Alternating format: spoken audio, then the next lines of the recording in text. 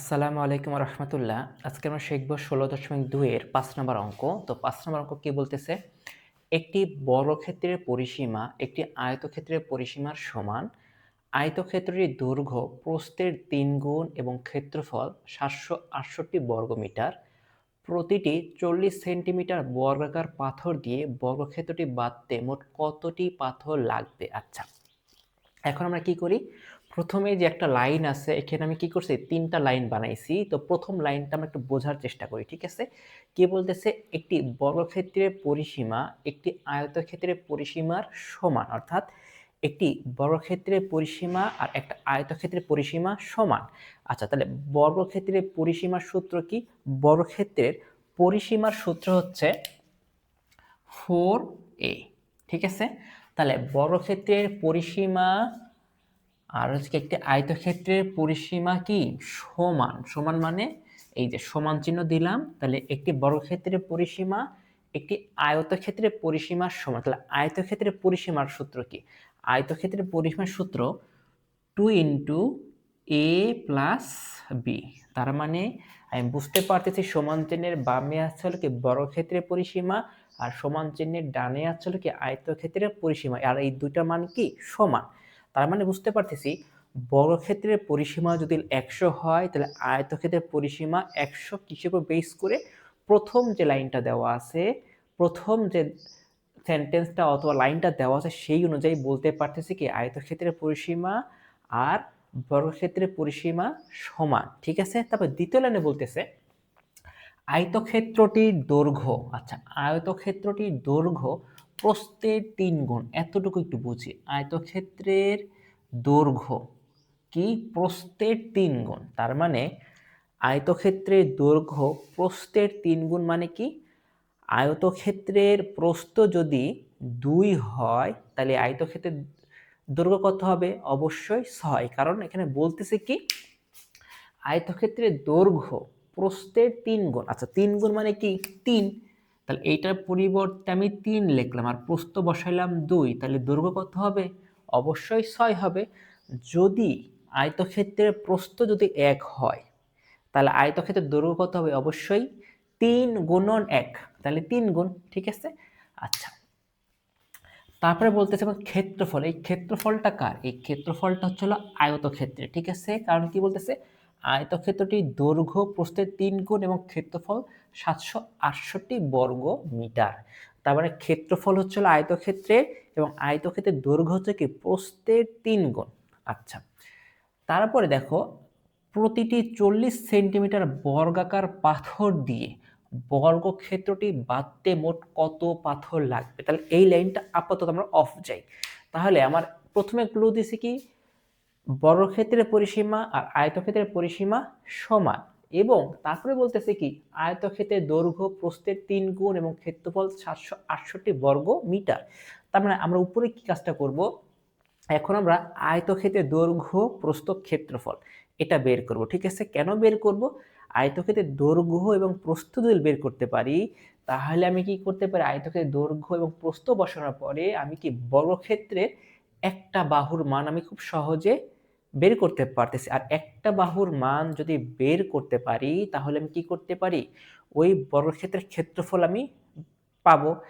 যদি পেয়ে যাই তারপরে কি করব দেখো, তাহলে একটা বর্গক্ষেত্র আমি পাবো। বর্গক্ষেত্র পাওয়ার পর আমি কি করব, এখানে লেখা আছে দেখো প্রতিটি 40 সেন্টিমিটার বর্গাকার পাথর দিয়ে বর্গক্ষেত্রটি, তার মানে আমি একটা বর্গক্ষেত্র পাবো। সেই বর্গক্ষেত্রের কথার কথা ধরো 100 বর্গ সেন্টিমিটার অথবা বর্গ মিটার আমি একটা বর্গক্ষেত্র পাইলাম। সেই বর্গক্ষেত্রটি আমি কি করব, পাথর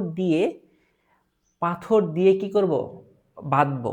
যদি পাথর দিয়ে বাঁধতে চাই, সেই পাথরে কি লাগবে আমার, পাথরের দৈর্ঘ্য এবং প্রস্থ থাকে না, তাহলে পাথরের ক্ষেত্রফলটা বের করে বর্গক্ষেত্রের সাথে পাথর ভাগ করলে কি পাচ্ছি, পাথরের ক্ষেত্রফলটা ভাগ করলে মোট কতটি পাথর লাগবে সেটা আমি ধরতে পারবো। যাই হোক, প্রথমে একটু বোঝার চেষ্টা করি। এখন আমরা প্রথমে লিখে নিই এটা, যে দেওয়া আছে, ঠিক আছে? আচ্ছা, দেওয়া আছে কি একটি বর্গক্ষেত্রের পরিসীমা, এই যে বর্গ ক্ষেত্রের পরিসীমা,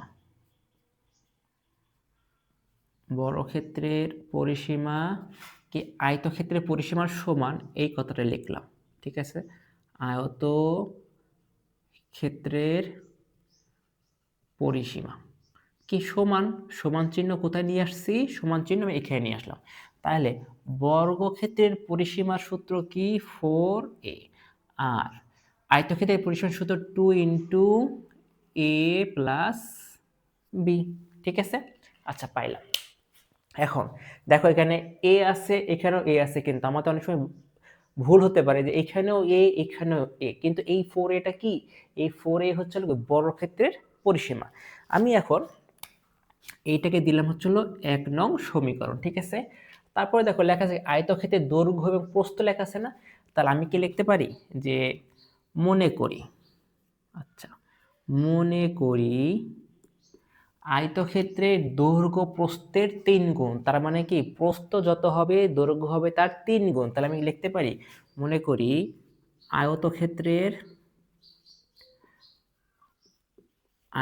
আয়তক্ষেত্রের প্রস্থ, যেহেতু মান জানা নাই তাহলে কি ধরবো, মনে মনে বি ধরলাম, বি মিটার। আচ্ছা, তাহলে আয়তক্ষেত্রের দৈর্ঘ্য, আয়তক্ষেত্রের দৈর্ঘ্য কি এ, এ ইকুয়াল কি 3b মিটার। ঠিক আছে, তাহলে আয়তক্ষেত্রের ক্ষেত্রফল, আচ্ছা আয়তক্ষেত্রের ক্ষেত্রফল কি জানি, দৈর্ঘ্য গুণন প্রস্থ। তাহলে দৈর্ঘ্য কত 3b, প্রস্থ কত b, এই যে বর্গ মিটার।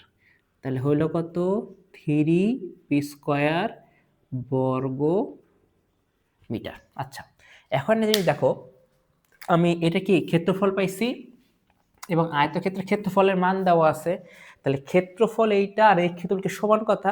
তাহলে আমি কি লিখতে পারি প্রশ্ন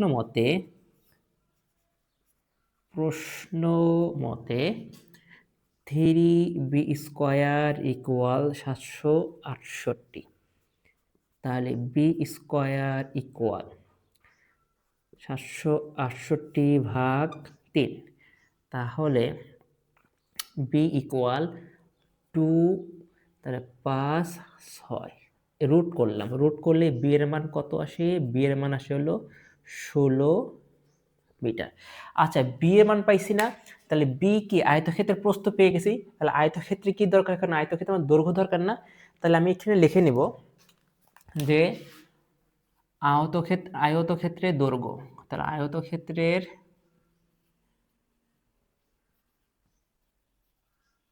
দৈর্ঘ্য এখানে এ, তাহলে এ ইকুয়াল 3 গুণন 16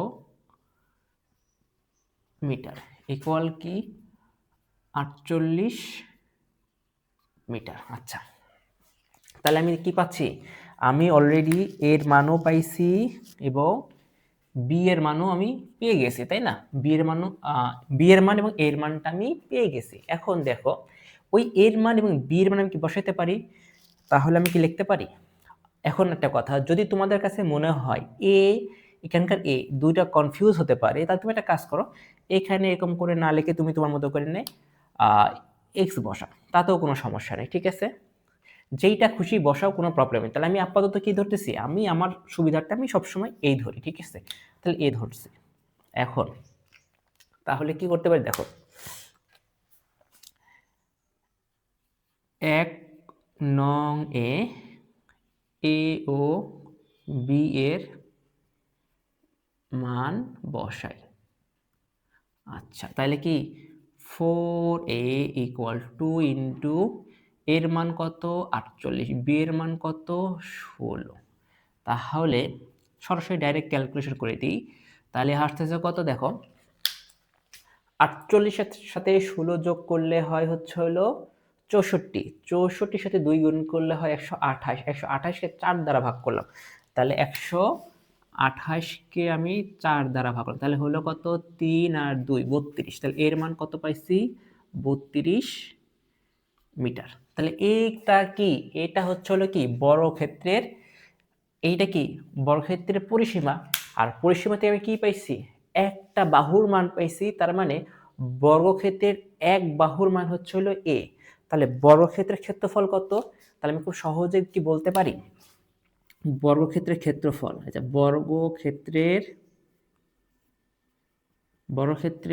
ক্ষেত্রফল, আচ্ছা বর্গক্ষেত্রের ক্ষেত্রফল হচ্ছে হলো বাহু স্কয়ার না, তাহলে কি 32 স্কয়ার বর্গ মিটার। তাহলে আসতেছে কত, 1024 বর্গ মিটার। তার মানে কি এটা বর্গক্ষেত্রের ক্ষেত্রফল আমি পেয়ে গেছি, ঠিক আছে।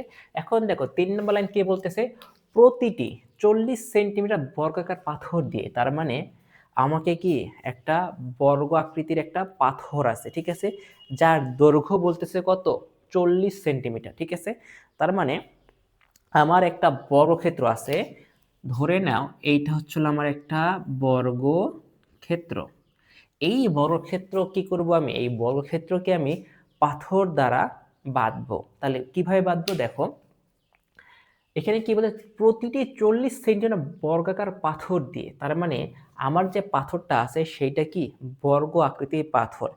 যদি এখানে লেখা থাকতো যে 10 গুণন 12 সেন্টিমিটার বর্গ সেন্টিমিটার, অর্থাৎ 10 ও 12 সেন্টিমিটার, তাহলে বলতে পারতাম এটা হচ্ছে একটা আয়তক্ষেত্র যার কি আছে দৈর্ঘ্য এবং প্রস্থ আছে। কিন্তু এখানে কি আছে, শুধু একটা মান দেওয়া আছে, শুধু একটা মান, তা আবার বলে দিয়েছে কি বর্গাকার পাথর, তার মানে কি এটা বর্গ আকৃতির একটা পাথর, তার মানে এটা বর্গ। তাহলে প্রতিটি 40 সেন্টিমিটার বর্গাকার পাথর দিয়ে বর্গক্ষেত্রটি বাঁধতে মোট কত পাথর লাগবে। তাহলে কি করতে হবে, এখন একটা জিনিস মনে রাখবা, বর্গক্ষেত্রের ক্ষেত্রফল মানে বর্গক্ষেত্রের ক্ষেত্রফলে যে মানটা পাইছো সেইটাকে তুমি যদি পাথর দ্বারা ফিল আপ করতে চাও, সেক্ষেত্রে ওই পাথরের ক্ষেত্রফল তোমার লাগবেই। তার মানে পাথরের এক বাহুর দৈর্ঘ্য দেওয়া আছে, বাট পাথরের ক্ষেত্রফল দেওয়া নাই। তাহলে আমাকে কি করতে হবে, পাথরের দৈর্ঘ্য থেকে পাথরের ক্ষেত্রফলটা বের করতে হবে। তাহলে আমি কি বলতে পারি যে দেওয়া আছে, এখানে লিখতেছি যে দেওয়া আছে পাথরের পাথরের এক বাহুর দৈর্ঘ্য, ঠিক আছে, এক বাহুর দৈর্ঘ্য 40 সেন্টিমিটার, এই যে 40 সেন্টিমিটার। আচ্ছা এখন 40 সেন্টিমিটার আছে, তুমি এইটাকে কি করতে পারি, দেখো আমরা পাইছি হলো বর্গ মিটার। তাহলে এখন তোমার একটা কাজ হয়, পাথরের যে দৈর্ঘ্যটা আছে সেইটাকে তুমি মিটারে রূপান্তর করো, অথবা ক্ষেত্রফলে যে মানটা পাইছো 1024 বর্গ মিটার, এইটাকে কনভার্ট করে কি বর্গ সেন্টিমিটারে কনভার্ট করতে হবে। তাহলে আমাদের কি কাজ, আমরা এইটাকে সেন্টিমিটার আছে এইটাকে আমরা মিটারে কনভার্ট করি, ঠিক আছে। যদি মিটারে কনভার্ট করি তাহলে কি করব, আমি খুব ভালো করে জানি যে 100 দ্বারা কি করব আমি ভাগ করব, তাহলে কি সেটা আমার মিটারে কনভার্ট হচ্ছে। তাহলে কি আসতেছে 0.4 মিটার, ঠিক আছে। আচ্ছা 0.4 মিটার যদি পেয়ে থাকি, তাহলে আমি কি বলতে পারি পাথরের ক্ষেত্রফল, আচ্ছা পাথরের ক্ষেত্রফল 0.4 স্কয়ার বর্গ মিটার, তাহলে হইল কত 0.16 বর্গ মিটার। আচ্ছা কি বলছিলাম, দেখো এইটা হলো পাথরের বর্গক্ষেত্রের ক্ষেত্রফল পাইছি, আর এটা কি পাথরের ক্ষেত্রফল পাইছি। আমি তো বললাম কি যে বর্গক্ষেত্রের ক্ষেত্রফলকে যদি তুমি বাঁধতে চাও, সেক্ষেত্রে তোমার যেইটা দিয়ে তুমি বাঁধতে চাও, ইট বলো, পাথর বলো, টাইলস বলো, যা খুশি বলো, তার মানে আমি কি বলতেছি, তুমি একটা বর্গক্ষেত্রের ক্ষেত্রফল আছে সেইটাকে তুমি কি বাধাই করতে চাচ্ছ। এখন যদি তুমি মনে করো যে না আমি টাইলস হলে কি টাইলসের ক্ষেত্রফল বের করতে হবে, টাইলসের এক বাহুর দৈর্ঘ্য দেওয়া থাকতে পারে, যদি টাইলসের এক বাহুর দৈর্ঘ্য যদি দেওয়া থাকে সেটা কি ওই টাইলসটা হচ্ছে বর্গক্ষেত্র। আর টাইলসের যদি দুইটা বাহুর দৈর্ঘ্য দেওয়া থাকে সেক্ষেত্রে আমি কি বলতে পারি, সেটা হচ্ছে একটা আয়তক্ষেত্র, ঠিক আছে। এখন ধরো বর্গক্ষেত্রটি তুমি বাধাই করবা, সেক্ষেত্রে তোমাকে ইটও দেওয়া থাকতে পারে, বর্গক্ষেত্র বর্গক্ষেত্র যদি দেওয়া থাকে সেক্ষেত্রে তোমার অবশ্যই ইটটাও কি হতে হবে, বর্গক্ষেত্র হতে হবে, ঠিক আছে। ঠিক তেমনি দেখো এইটা কিন্তু বর্গক্ষেত্র, ঠিক তেমনি পাথরটাও কি তোমার অবশ্যই বর্গক্ষেত্র বসাইছে। তাহলে এখন দেখো বর্গক্ষেত্রের ক্ষেত্রফলে মোট তুমি যদি বাধাই করতে চাও সেক্ষেত্রে তোমার পাথরটাও কি করা লাগবে, ক্ষেত্রফলে রূপান্তর করতে হবে। সেই হিসেবে আমরা কি করছি, পাথরের ক্ষেত্রফলটা কি রূপান্তর করছি। এখন কি করব আমরা, মোট পাথর লাগবে, এখানে লিখব কি, বর্গক্ষেত্রটি বাধাই করতে, ঠিক আছে, বাধাই করতে মোট পাথর লাগবে। আচ্ছা, কত লাগবে এখন দেখো, 1024 ভাগ 0.16টি। তাহলে ক্যালকুলেশন করলে উত্তর কত আসে, 6400টি। তার মানে কি, এটাই হলো আমার উত্তর, যে 5 নাম্বার, যে মোট কতটি পাথর লাগবে বর্গক্ষেত্রটি বাধাই করতে, 6400টি পাথর আমার লাগবে ওই বর্গক্ষেত্রটি বাধাই করতে, ঠিক আছে।